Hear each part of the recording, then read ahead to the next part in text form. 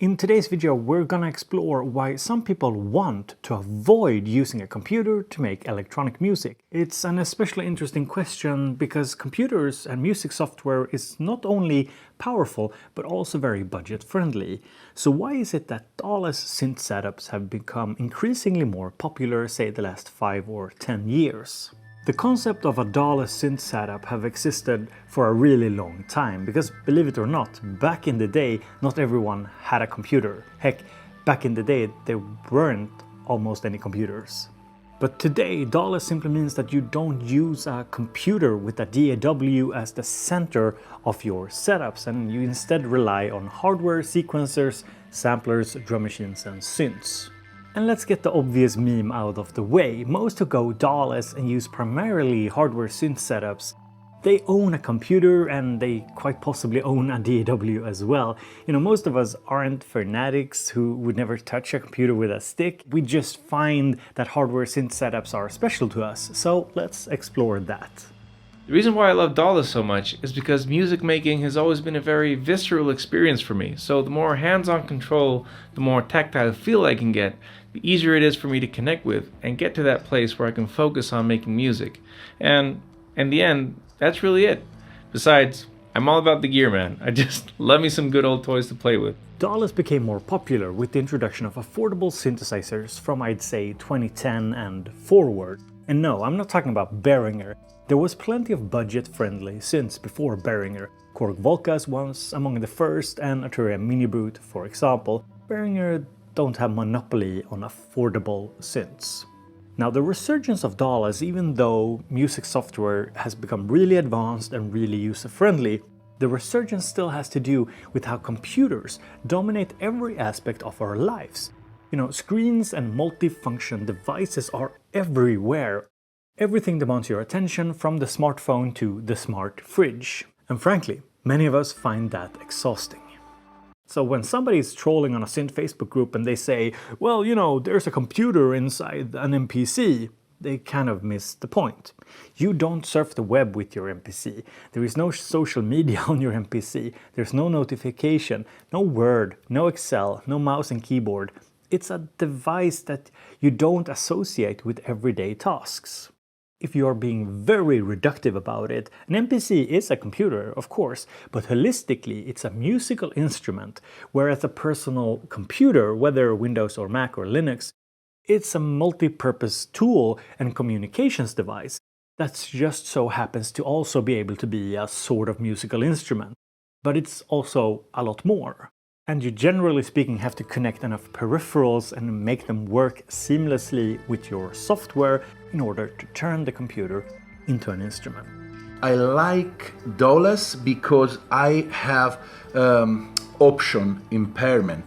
If I have too many options, like having a DAW with tons of VST, tons of possibility, my productivity actually goes down because I cannot choose, I cannot decide what to do. I might end up with too many tracks, too many sound.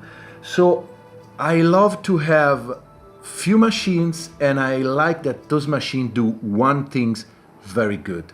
Hardware music making is ultimately about the experience of using a physical instrument.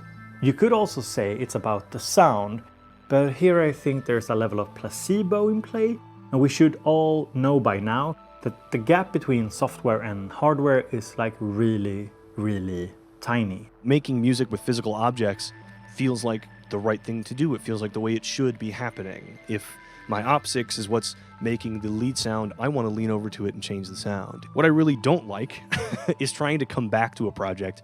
I don't just have to pull up my MPC, I have to pull out every piece of hardware that I used on that. Instruments, my mixing, my effects. For the things that have presets, what preset was I using? For something that doesn't have presets, I need to find the same knob positions, and maybe the one really important thing I just can't remember. And here's a thing that's often forgotten. Dawless synth setups also emphasize the process of making music and sound, and less on the production aspect of finishing your tracks. And this appeals to some of us because, believe it or not, some just want to make music for their own sake and not spam everyone with their SoundCloud links.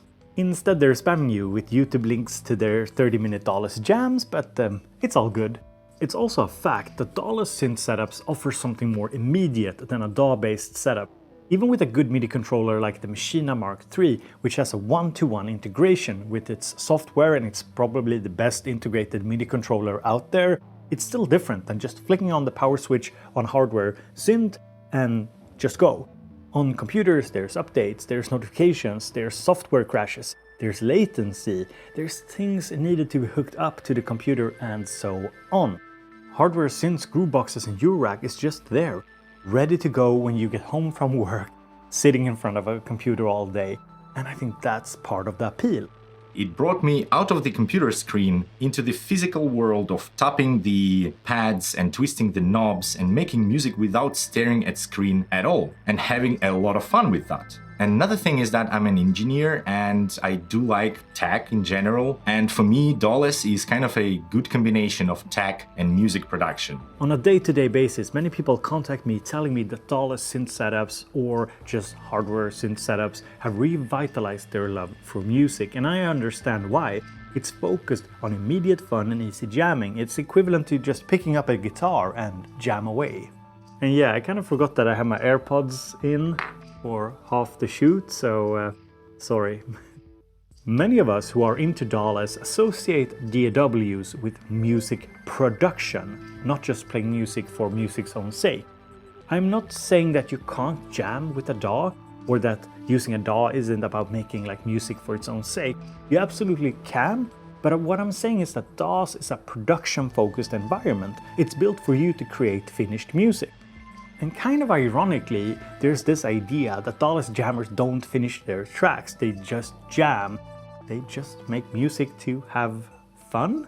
Dawless is a very specific thing, so essentially we're like a niche within a niche. One thing that I really like about Dawless is just how friendly the community is. We're just so nice to each other, and I feel like there's like an underlying reason for that. Mainly because the machines or the combination of machines that we use are very complex. There's so many variables. So for example, if I was to say, here's my setup, I'm using the Digitact and the Digitone, and here's the samples that I'm using on the Digitact, you do something with it. Without a doubt, each Dawless user would come up with something completely different, and that's what I love about it. There's like an individual aspect to the art, and that sort of like individual artistic approach is forever interesting. So people are belittled for just wanting to do music, i.e. art, for its own sake. And that is contrasted against the gold standard in electronic music, which is to finish your music. Finish the product. This confusion between creative expression and creating a product is something that baffles me. Since when is the true artist the person who creates the most products?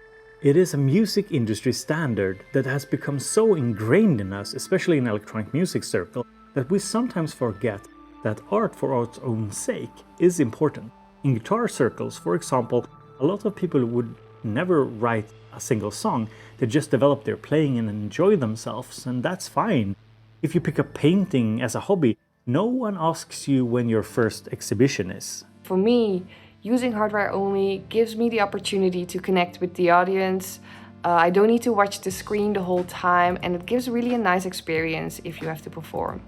So the con definitely is bringing 30 kilos of luggage each time when I perform.